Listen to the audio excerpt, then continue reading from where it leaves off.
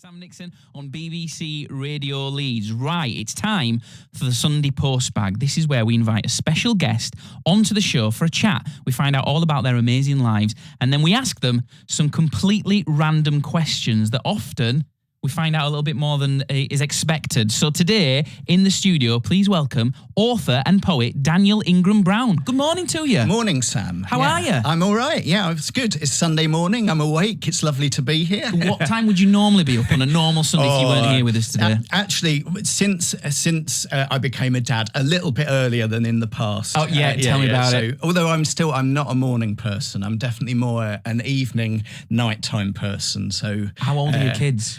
Well, he's 18 now, so it's quite he's 18. well. Yeah. I know. So he's in bed. He's absolutely he's definitely in bed. Yeah. So Daniel, so you're here to take part in the Sunday Postbag. So very soon we'll be asking you 3 random questions that you haven't got a clue about. But before that, let's hear about your life. So you're an author and a poet, yeah? Yeah. So I'm an author. That's my main thing. I've been doing some poetry with some young people at Co-op Brown Hill Academy. Right. So I work with schools. Okay. But I write sort of fantasy adventure fiction.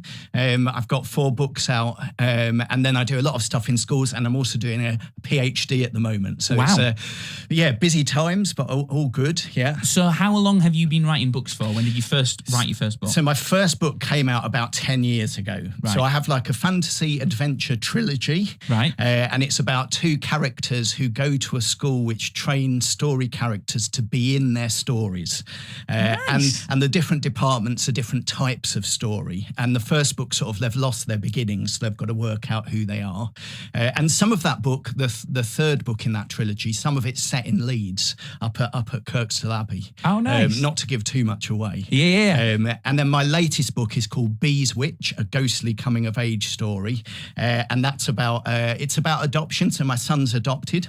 Oh, nice. He moved in with us when he was 6, so I wanted to sort of write about adoption. So it's about an 11-year-old girl who encounters the ghost of England's most famous prophetess, Mother Shipton. Oh, wow. Yeah, and they trade stories, and it helps her to work her life out a little bit.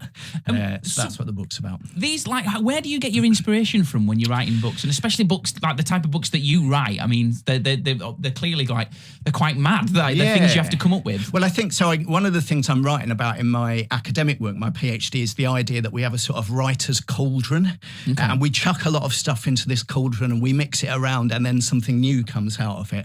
So like with Bees Witch, I guess the inspiration came partly from my son, from like journeying with him through, he had quite a difficult start to life, and then moving in with us. So journeying through that, and then we live in Knaresborough, so we've got that like Mother Shipton legend, on our doorstep. So putting those 2 things together is where the idea came for that book. And then I discovered that Mother Shipton had been fostered.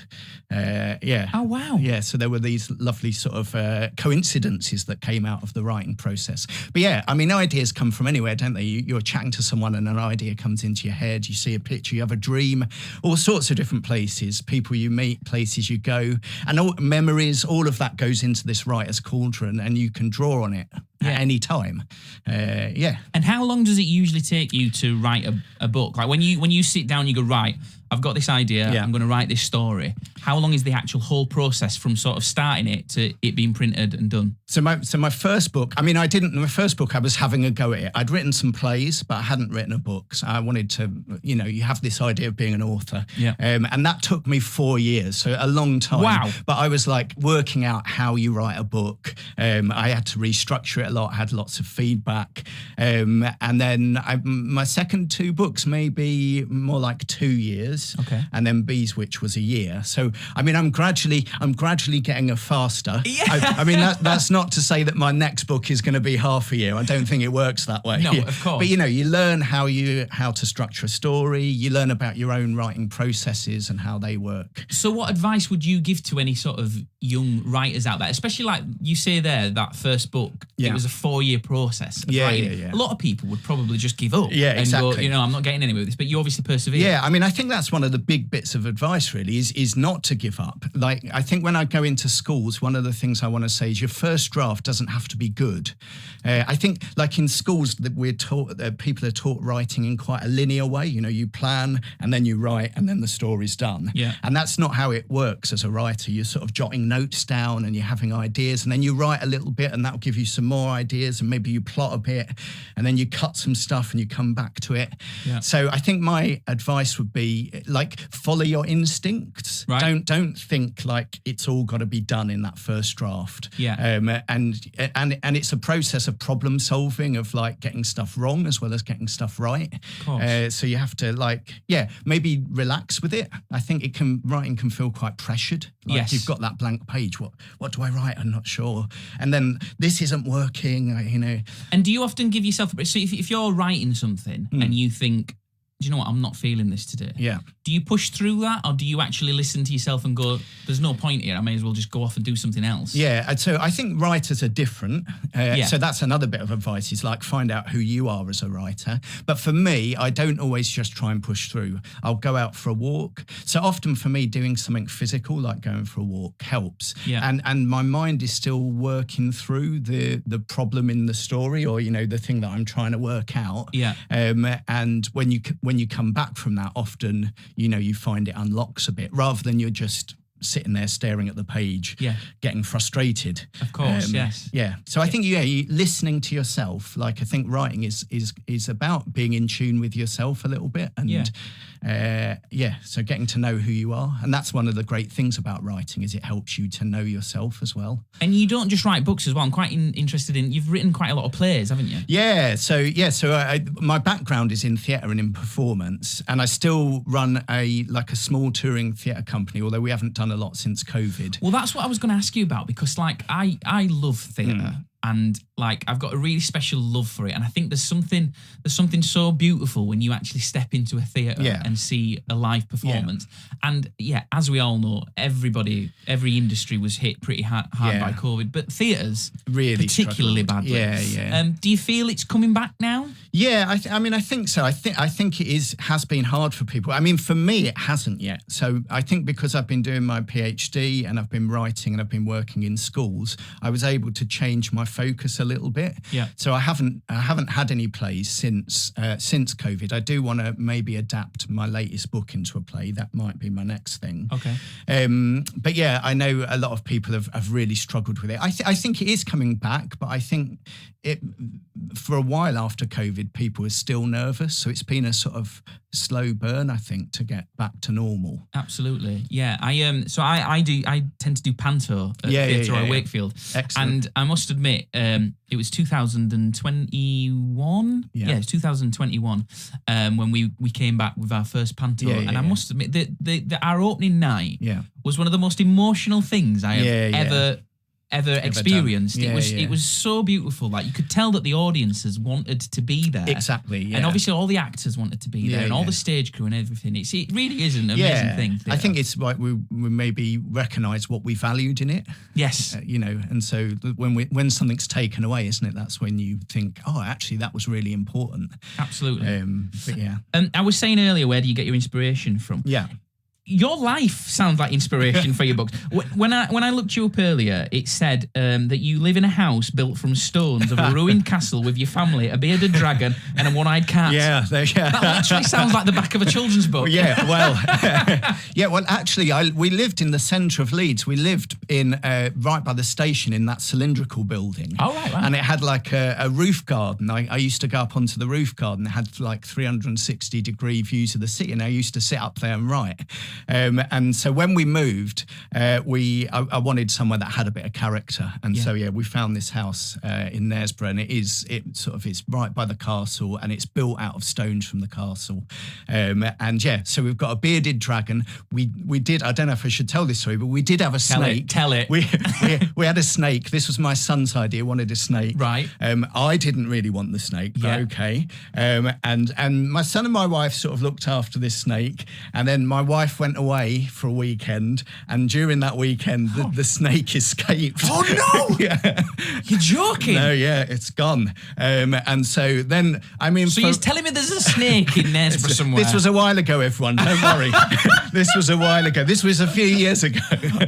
But yeah, it escaped, and we never found it. But we got the bearded dragon instead, which is bigger and it is slower, but also interesting. Surely this is your next book. Yeah, maybe. I love it. Brilliant. Well, listen, we're going to be chatting to you some more after this next song. We're going to be delving into our Sunday Postbag. Brilliant. How do you feel about that? A bit nervous. Oh, don't be nervous. I'm sure it'll be fine. Yeah, there's some jeopardy. What are the questions? Well, there might be a snake in there. Well, I'm not going to lie. Yeah. I've used that story. Oh. Here's Ed Sheeran on BBC Radio Leeds. Love that tune. Eyes closed, Ed Sheeran. You're listening to Sam Nixon on BBC Radio Leeds. I've got my guest here. It's Daniel Ingram-Brown, author, playwright. Right, so we found out about your life. Yeah. Very interesting life. We are now going to delve in to the Sunday Postbag. Yeah. These are 3 random questions that I'm going to pull out and I'm going to ask you, okay? Yeah. I'm excited. This could lead to all sorts. Yeah. Right, here we go. Question number 1. What are your key values in life? Oh, well, that's okay. So we're starting with a small one. Yeah. Yes. Interesting. Okay, so I guess there's maybe something about like authenticity. So for me, coming here, I'm a bit nervous and that. And then what I'm telling myself is just you be yourself. And then I was sat outside and I was looking at all of the pictures of the people who come on the radio. And, I'm thinking, each of these people, they come, they bring themselves. And I think that's one of the things when I'm working in schools as well that I want to encourage, that sense that that if we dig down into people, I think there's goodness in all of us. Yeah. So I think when we're in that place of authenticity and we're being who we are, that's maybe the best place to be. And that's one of the things I tried to get to in my writing, I think. And with the young people I work with as well. I think maybe that's definitely up there as a top value. Maybe another one is around like meaning, like creating meaning, finding like the value and the meaning in things. So my first 3 books are sort of about the idea that they sort of ask the question, is the world meaningful or meaningless? So there are things called shadow beetles that go around like eating things, eating up meaning, eating up words. Oh, wow. And then on the other side, you've got the storyteller spinning their stories. And so, something about life being meaningful and finding the meaning in life. Yeah. Nice. Well, listen, we're off to a cracking start then. On Sunday Post. That was a wonderful answer. Right, next question. Sunday morning. Describe I like this one. Describe the best meal that you've ever had.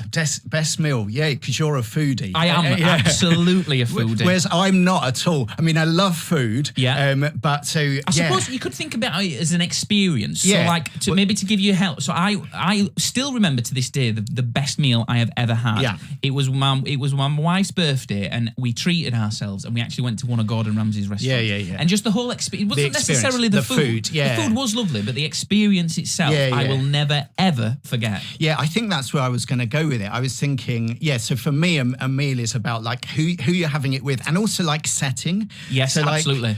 For me, I like again comes into my writing. I like setting an atmosphere. So my wife's mum is from the Philippines, right? And every so often we go out there and spend like a few weeks out there.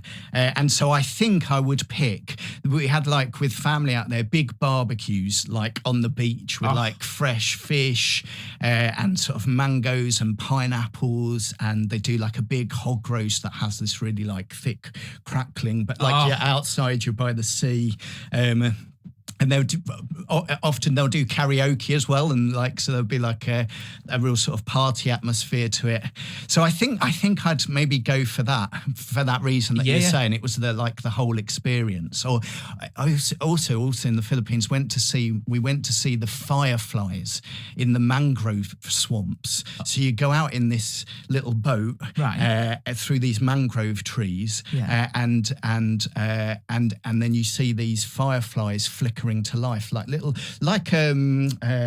lights you have at Christmas, like fairy lights in the trees, just going on and then turning off. My goodness. And then so coming back from that in the dark, and then there was like a restaurant in the middle of the lake. So you climbed up onto it, and again it was just like a barbecue food type stuff.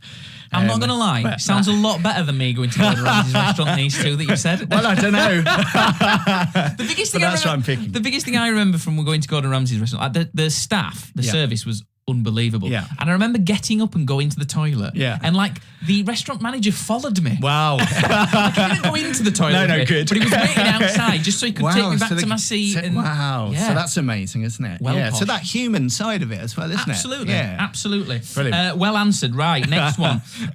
This is a good one. Yeah. Was there a moment in your life that changed your path? Oh, wow. Okay.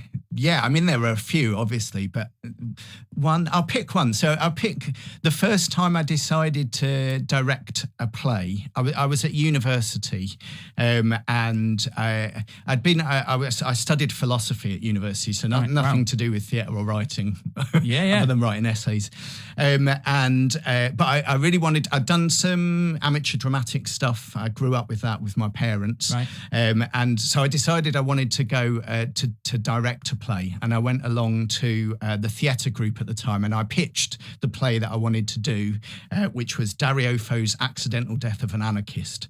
So it's a funny play, but it's a political play, and they chose me to do that play. Yeah. And I remember walking back and having a moment where I just I'm quite reserved really, but this moment where I just had this jump for joy as I was walking across the field back to where I was to the house where I was staying. Yeah. And I think that was a moment that changed me. And through that, I met a lot of friends that I worked with. We ran theatre companies together afterwards. And I think that's changed the course of my life, in terms of what I've done. I love that. When you think back to one little thing Yeah. that, and like you said, the people you've met and the people you've kept in touch with as well, it really can change your life, can't it? And I was really nervous about pitching this play because I didn't know, I hadn't been involved. So it was a whole different group of people. So it's that thing again where you feel like you've overcome something, or you've absolutely. And again, another big part in your life, being able to go back to that memory. Yeah, absolutely. Well, listen, Daniel, thank you so much for joining us and delving into my Postbag. Was it all right? Yeah, it was brilliant. Not too scary for you? No, it was brilliant. Loved it. I thought you were bang on, mate. Listen, thank you so much. All the best of luck with the rest of the books. Thanks, Sam. This is Bananarama on BBC Radio Leeds.